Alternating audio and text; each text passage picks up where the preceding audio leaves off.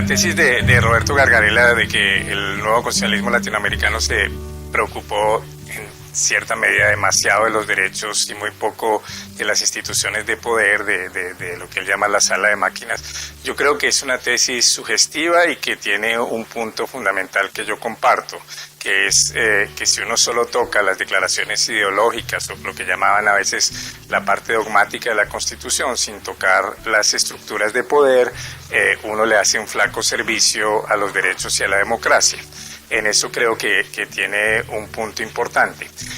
En lo que yo discrepo de Gargarella es que yo creo que Roberto hace un análisis muy centrado en el Cono Sur, muy centrado desde la perspectiva del Cono Sur,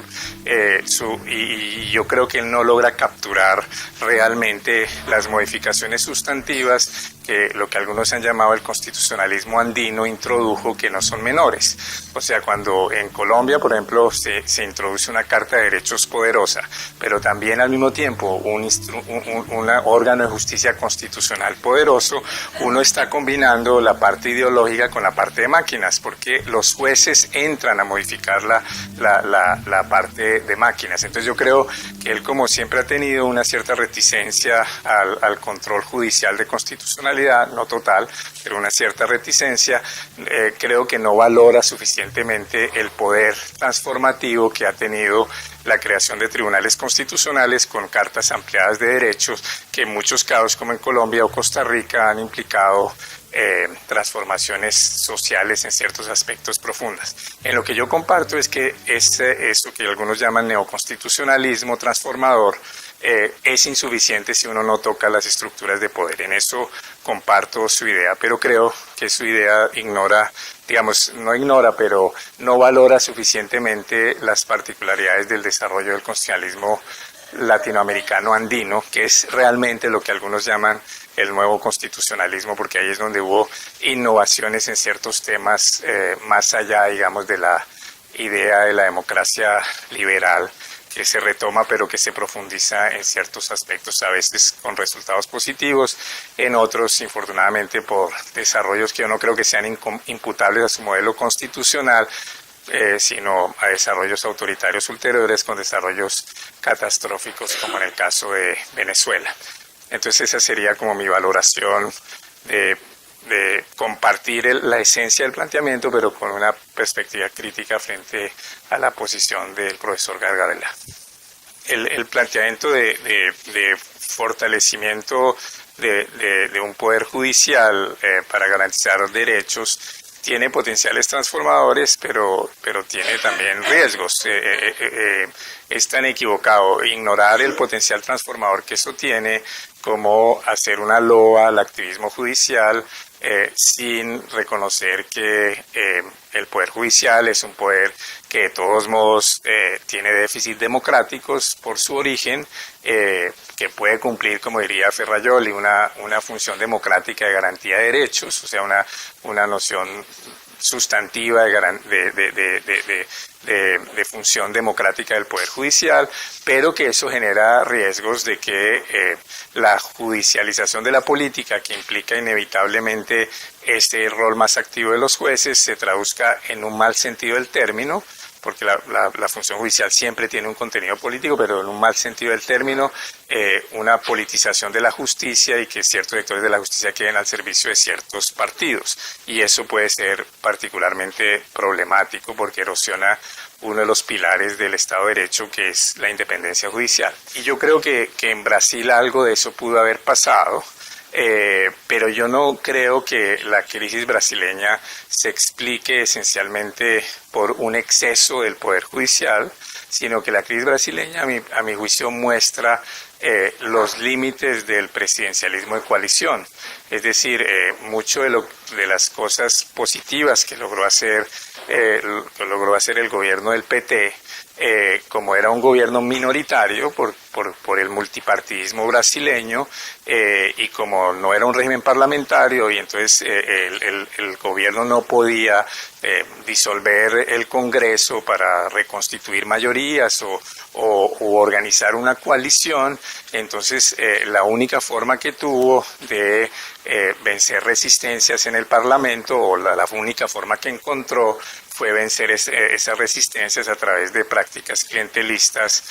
muy cercanas a prácticas de corrupción, y eso fue lo que a mi juicio está en el origen de la crisis política en Brasil. Entonces, nuevamente ahí lo que se muestra es que el tema del presidencialismo en América Latina y los defectos del presidencialismo como forma de gobierno para democracias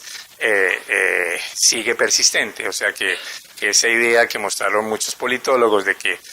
salvo excepciones, no hay presidencialismos estables con multipartidismo, y el multipartidismo es deseable porque es una expresión del pluralismo,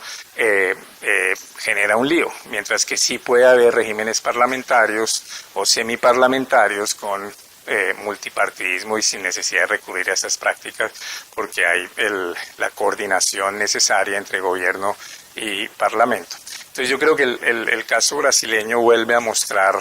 digamos, los defectos de los regímenes presidenciales. En cierta medida no es el único factor. El desencadenamiento de la crisis con el gobierno de Maduro en Venezuela también tuvo que ver con eso, cuando hubo esa diferenciación de mayorías entre el Parlamento y el gobierno controlado por Maduro y el Parlamento controlado por la oposición, y no había un arbitraje institucional, y ahí sí el Poder Judicial se puso al servicio del gobierno y destruyó al Parlamento. Entonces yo creo que nuevamente ahí es donde el debate de la forma de gobierno en América Latina es un debate que debería resurgir. No, sabemos que es muy difícil transitar del presidencialismo al parlamentarismo, pero si uno reconoce que el presidencialismo tiene intrínsecamente problemas, uno debería pensar en qué formas, qué reformas hacer para parlamentarizar un poquito el presidencialismo. Digamos, el tema de la relación entre, digamos, las instituciones formalmente establecidas y la realidad de funcionamiento del poder de la sociedad, o sea, la posible distancia entre las instituciones formales y las instituciones que en la realidad rigen, creo que es un problema central en América Latina, en donde en todos nuestros países ha habido una cierta distancia mayor o menor entre lo establecido constitucionalmente y la realidad fáctica de ejercicio del poder. Creo que Uruguay es uno de los países en donde esa distancia es menor, digamos, donde hay una mayor adecuación de la realidad a las estructuras formales. A ustedes, a los uruguayos, les parecerá que eso es exagerado, pero cuando uno lo compara con el resto de América Latina, la distancia es muchísimo mayor. Frente a eso, digamos, hay como, a mi juicio, dos tipos de posiciones. Los que dicen es que eso se debe a la retórica excesivamente progresista de nuestras constituciones, que son demasiado progresistas para realidades mucho más reacias al cambio democrático, y que entonces uno debe tener,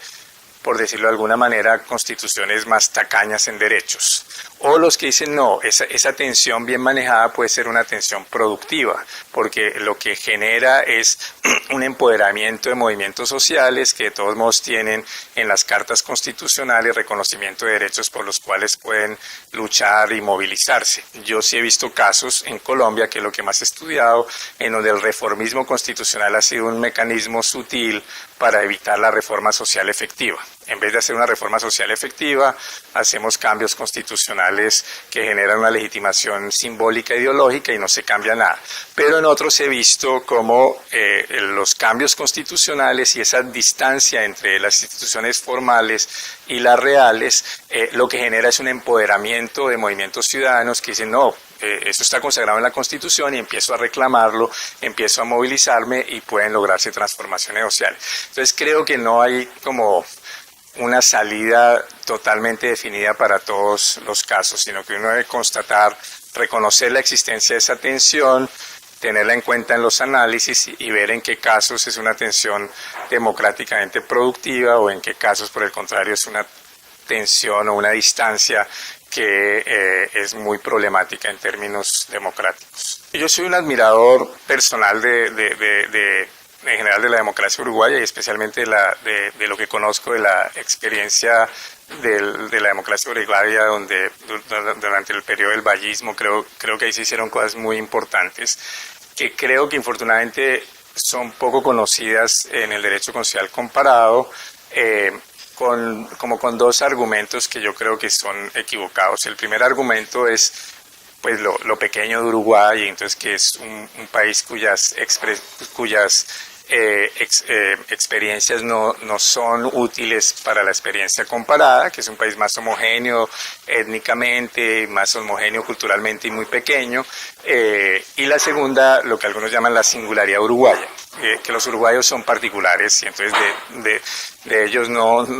puede uno aprender para otros países. Yo creo que es un error profundo. Yo creo que la experiencia uruguaya debería ser más debatida a nivel constitucional en América Latina, porque tiene esa paradoja de que, a mi juicio, de que ha tenido constituciones aparentemente menos generosas en derechos, pero que han logrado tener en la práctica más realidad de Estado social. Y entonces hay algo interesante.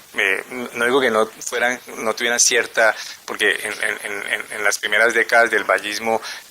digamos, se hizo avances significativos en el reconocimiento de derechos, pero más allá de esos avances significativos en el reconocimiento de derechos, lo que creo que se generó por distintas prácticas que yo no conozco en detalle,